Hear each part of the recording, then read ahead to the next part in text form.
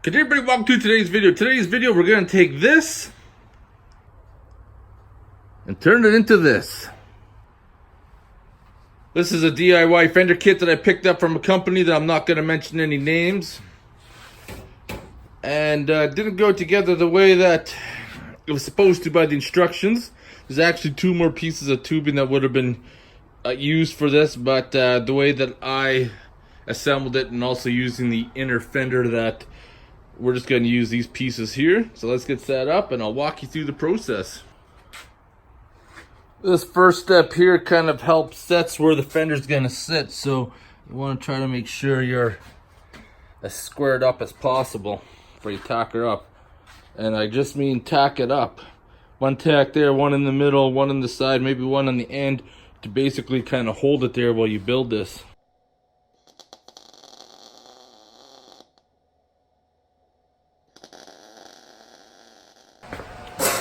Unfortunately, I tacked this up and didn't realize I had my lens cover on my GoPro.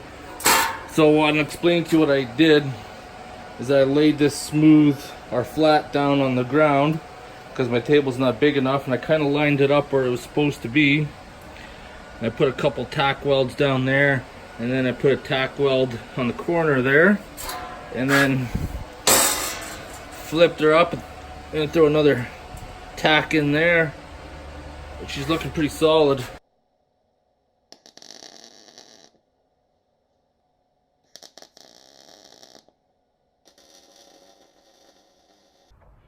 I just got this fender marked out. I used painter's tape, and it's about 1.5 inch clearance or distance that I used. I'm going to cut out, and that's going to lay the foundation on where our fender is going to attach.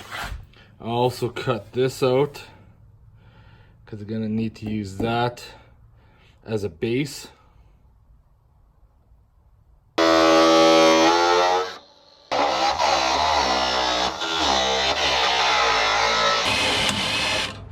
And that one's through.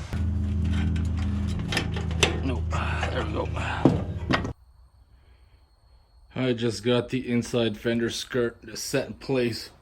And what I'm going to do is just bolt it up as close to the original spot as it was, as a guideline. So as you can see in the original design, we got that big body gap there. And the reason for that is because you got those big flanges there that would have been for the extra tubes that would have went in, so I need to grind those flush.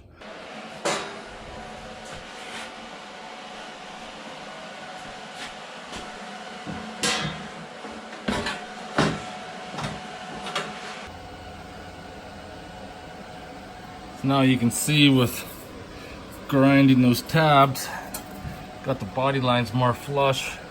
Gonna throw a couple bolts in there, one on the bottom, one on the top. Fender does sit a little short coming down now, but it is what it is.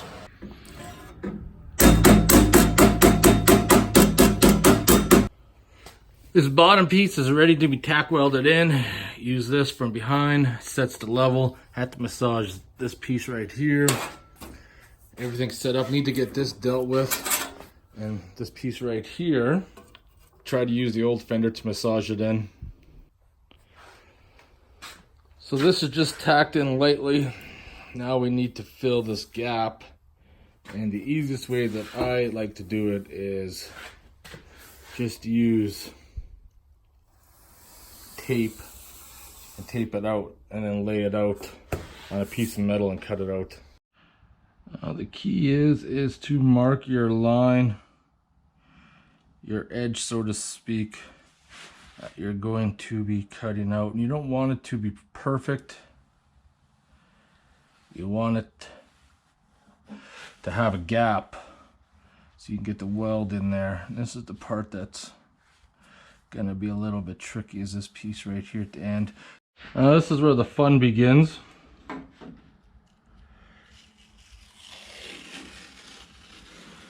Take your tape that you carefully peel off. It's got your marks. And we're going to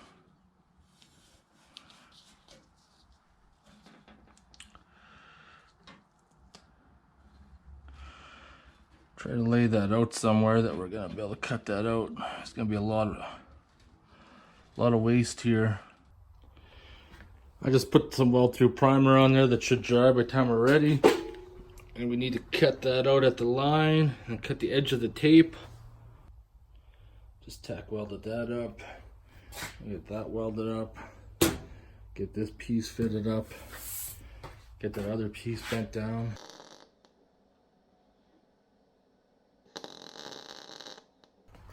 Got it sanded down flat. We're gonna put some Bondo on there to cover up any imperfections. However, my piece of advice I want to give you, if you're using a sanding pad like that, when you're grinding or sanding the welds down, it does create a lot of heat and it opens up your panel for warpage very easily. So if you're gonna go that route, I highly recommend you taking your time. Don't get too greedy, otherwise you might warp your panel. Guess it's better to have too much instead of too little.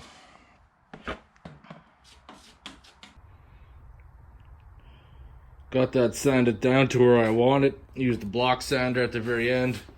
Now I can remove the fender, put it on my little table there, finish welding it up, POR 15, and put it on for good.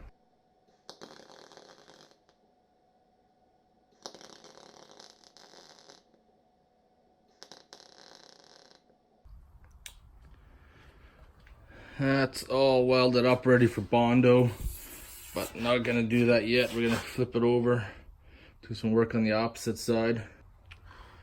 Now to continue working on this, I need to grind this down, grind the rust off there. Probably take that bracket off and clean it up as much as I can.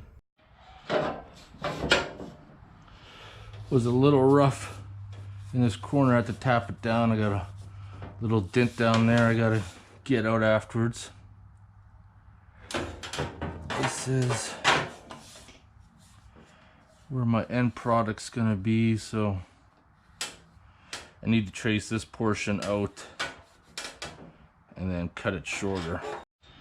I just got some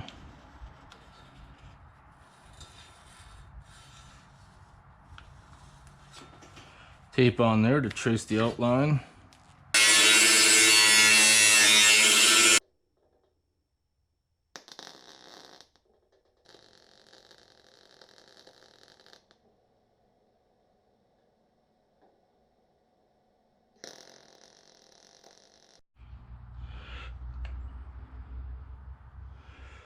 All the body work is done.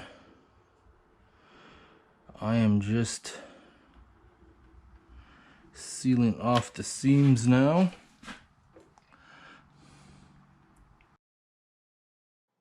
Once you're done all the body / prep work, I like to put it in self-etching primer and then sand it down before I get ready to start putting the POR 15 on.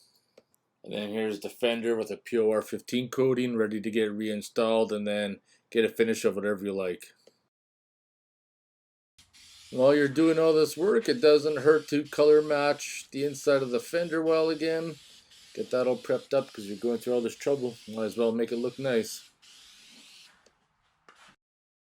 So in the end, here's the fender all fitted up. Both sides are done. There's a lot more work involved. This video just basically kind of just goes through it quickly, what's all involved. But if you tackle this project, you understand what I mean.